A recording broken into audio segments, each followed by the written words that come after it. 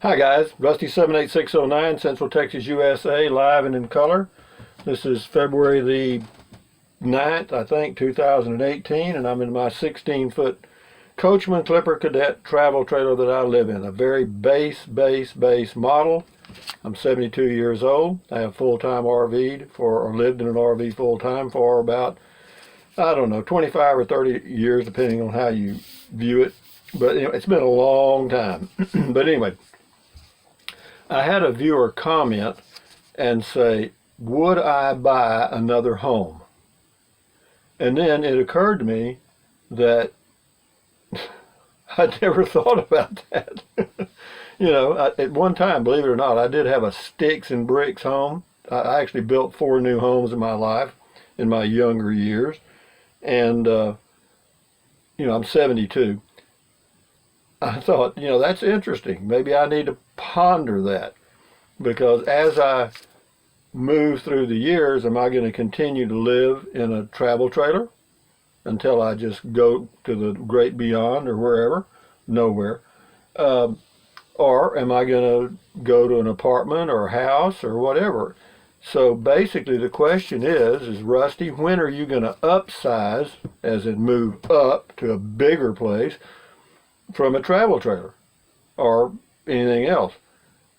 And it's the reverse of what people are doing today, and that's downsizing from a home to living on the road, full-time RVing, etc. And it's a good mental exercise to think about turning that thing around and going like this, the other way. And it's really funny. I actually thought about it and remembered when my last home was about 3,000 square feet, 5-bedroom, 3-bath home on 10 acres of land, had a swimming pool. Well, I had a house with a swimming pool, and, had a lot of stuff, okay, a lot of the typical trappings of the up-and-coming yuppie. And, can you imagine if I lived in that home now? It's just me. I would take up 1 bedroom and a little spot in the kitchen, and that would be it. And the rest of the house would just be a vacant space. I mean, think about that. That would be awful lonely feeling for me. But, if you have a family, I understand that. But for an individual, an older individual like myself, upsizing or getting a bigger place is almost scary to me.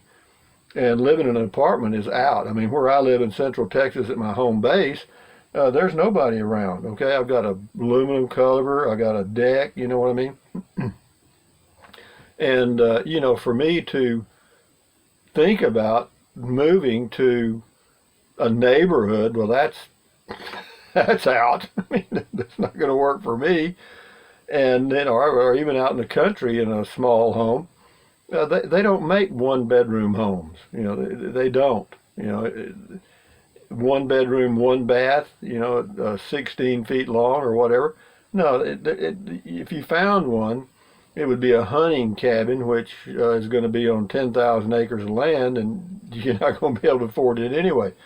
But for me and for others that have, quote, downsized, and a lot of them didn't make it. A lot of them gave it up and went back to their homes and apartments and all that stuff. And I understand that because, this lifestyle is not for everyone.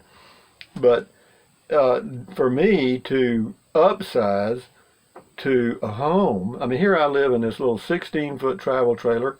Well, that's the inside measurements, are about 16 feet.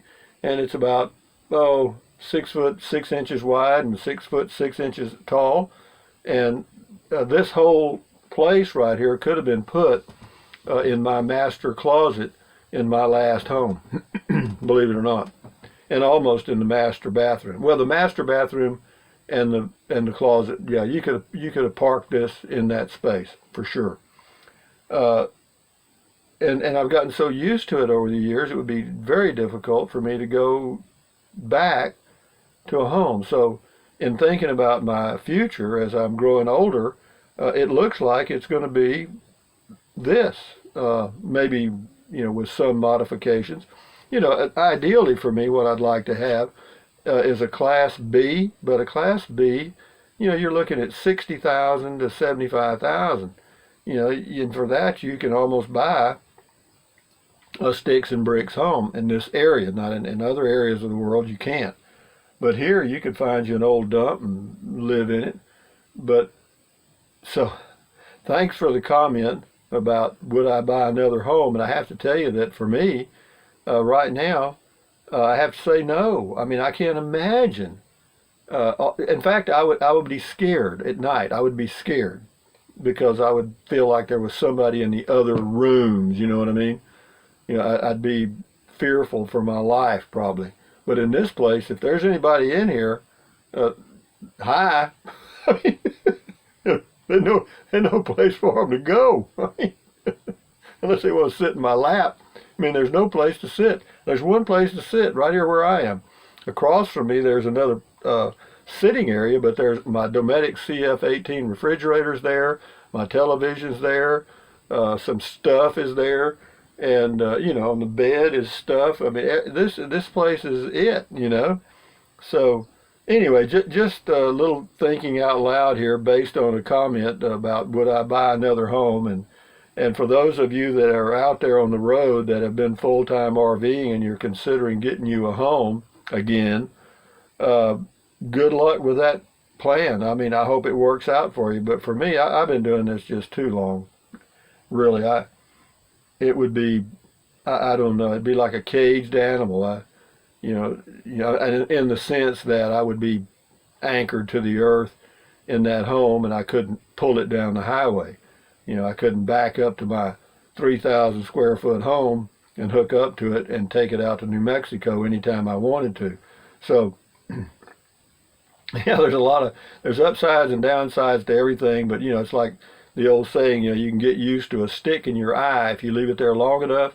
Well, I guess I've gotten used to the stick in my eye, living the sort of nomadic lifestyle in a travel trailer. I mean, I went camping in a car, a Prius. I went camping in a pickup with a camper top. I've done a lot of different things. And if I had a home, you know, I mean, of course, you can have a home and an RV. Millions of people do that. It's probably the most popular way to go camping is to have an RV and a home or an apartment or whatever. But, you know, for me, for me to go off and leave my home, quote, boarded up or whatever for a few months, I wouldn't want to do that. And that's why I got this place. That's why I got this. I mean, I like the fact that when I'm on the road, everything is here. I mean, I can't say, well, I guess I left that at home, because this is home. This is it. I mean, ain't no more. Yeah, I didn't leave anything at home. If I did, where'd I leave it? I mean, I'd go open the door and find it. But anyway, I just thinking out loud here. Anyway, thumbs up, guys. Adios. Bye-bye. Buy anything you want, but use the link to Amazon products. I'm an Amazon affiliate, and I get a small commission. It doesn't cost you any extra to use the link and go to Amazon and buy anything, but it helps. That's how I go camping, using that money. And what else? Drink 3 or 4 quarts of water per day. Why? Because that will help you avoid gout, kidney stones, and it will also help you lose weight if that's what you need to or choose to do. And what else? Take deep breaths. Breathe in deep, hold it for a few seconds, and then breathe out slowly, because that relieves stress, and lowering stress lowers blood pressure just right along. And so your little heart won't have to work so hard, and you'll live a little longer. And that's what it's all about. There's no upsizing or downsizing if you're dead, right?